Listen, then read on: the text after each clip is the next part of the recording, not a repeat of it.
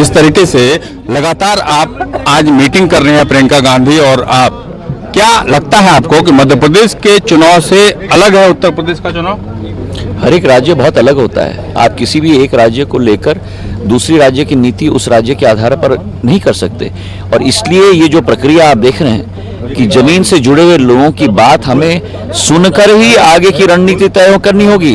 ये वैक्यूम में नहीं किया जा सकता, और इसलिए ये जो तारतम्य है ये केवल आज रात की तारतम्य नहीं है, अगले 2 दिन भी ये तारतम्य चलेगी। धन्यवाद। क्या बीएसपी और समाजवादी पार्टी से गठबंधन खत्म हो गया? केवल आज के दिन बीएसपी समाजवादी, अभी मैं इस पर कोई कमेंट। Thank you. आपने देखा कि जिस तरीके से कांग्रेस पार्टी के महासचिव ज्योतिरादित्य सिंधिया बहुजन समाज पार्टी या समाजवादी पार्टी से कोई बातचीत होगी या नहीं, इस पर कोई भी सवाल का जवाब नहीं दे रहे हैं। कैमरा पर्सन दीपक शर्मा के साथ अरुण कुमार, लखनऊ, न्यूज़ 24। तो आपने देखा कार्यकर्ताओं में जोश है, कार्यकर्ता एक तरीके से जाग गए हैं। प्रियंका गांधी रात भर जागी रही, लेकिन क्या यूपी की जनता को कांग्रेस इस बार जगा पाएगी अपने लिए? बड़ा सवाल तो यही है, और लोकसभा चुनाव के बाद ही इस सवाल का असल जवाब भी मिल पाएगा। लेकिन इस पर बातचीत के लिए और लगातार जो आज की बड़ी खबरें उन पर बातचीत के लिए हमारे साथ खास मेहमानों का पैनल भी मौजूद रहेगा। आपको बता दें इस वक्त मेरे साथ स्टूडियो में 2 खास मेहमान जुड़े हुए हैं। Professor Sanjeev Tiwari, RSS thinker हैं आप, बहुत स्वागत है आपका। साथ ही मेरे साथ अनुराग भदौरिया जुड़ेंगे समाजवादी पार्टी से, लेकिन सुरेंद्र राजपूत जी हमारे साथ इस वक्त जरूर जुड़ गए हैं। सुरेंद्र जी बहुत स्वागत है। कांग्रेस की तरफ से सुरेंद्र जी हैं हमारे साथ, रोहित चहल बीजेपी से हमारे साथ स्टूडियो में मौजूद हैं। आपका भी बहुत बहुत स्वागत है रोहित जी। लेकिन सबसे पहले मैं सवाल आप ही से रोहित जी पूछना चाहूंगी, क्योंकि ये जो तैयारियां हमने दिखाई, प्रियंका गांधी रात भर ना तो सो रहे हैं ना किसी को सोने दे रहे हैं। संगठन कितना मजबूत है, हर एक बूथ की जानकारी ले रही हैं प्रियंका गांधी, कितनी मजबूती से आगे बढ़ रही है? डराने वाली खबर है आपके लिए? देखिए, मैं कहूँगा एक डर है प्रियंका जी और राहुल जी के अंदर। जिस तरीके से पूरी तरीके से राहुल जी जो फेल हो गए, उसके बाद प्रियंका जी को लाना पड़ा है, और मुझे लगता है इसका ज्यादा फर्क पड़ेगा नहीं, क्योंकि Priyanka ji behind the curtain तो पहले भी थी, पहले भी चुनाव प्रचार करती रही है, चाहे वो पूर्वी उत्तर प्रदेश खास करके बात करी जाए।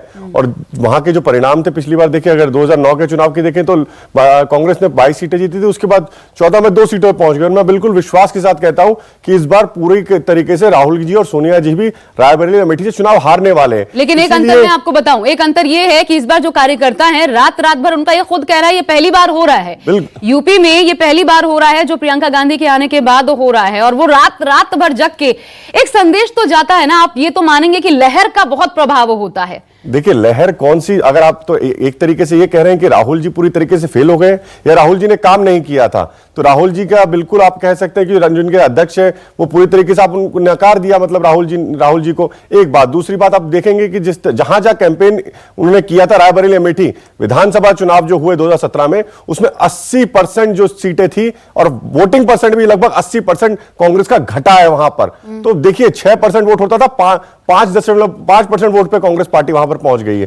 देखिए कांग्रेस पार्टी जो है वो पूरी तरीके से एक सोच जो है कांग्रेस की, लेकिन फिर ये भी है ना कि अगर ये सोच की एक मिलावट हो जाती है, कांग्रेस अभी हालांकि बोलने को तैयार नहीं। आपने सुना ज्योतिरादित्य सिंधिया खुलकर बोल नहीं रहे हैं एसपी बीएसपी के साथ क्या होगा, लेकिन अगर यहां पर गठबंधन हो जाता है तो फिर तो जरूर सोचना होगा।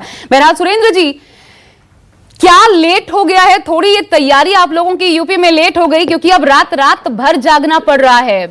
पहले अंदाजा नहीं था क्या कि इतनी भीषण टक्कर मिलेगी आप लोगों को, और इसलिए आप लोग की तैयारी लेट और अब बहुत मेहनत करनी पड़ रही है, और इसी का नतीजा कि रात भर जागना पड़ रहा है?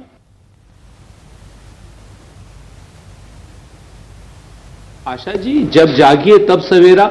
हमने तो जिस वक्त जागे हमने सवेरा कर लिया। हम मेहनत कर रहे हैं, 24 घंटे मेहनत कर रहे हैं। हमारा तो ये समझ में नहीं आ रहा है कि मैं, आपकी आवाज नहीं आ रही है सुरेंद्र जी, आपकी आवाज नहीं आ रही है। मैं आती हूं आपके पास दोबारा, तब तक आपका ऑडियो हम ठीक करते हैं। सही से सुन नहीं पा रही मैं आपको, दोबारा मैं आपके पास आती हूं, लेकिन आवाज नहीं आ रही। हाँ ठीक है, अब आवाज आ रही है, आप बोलिए सब।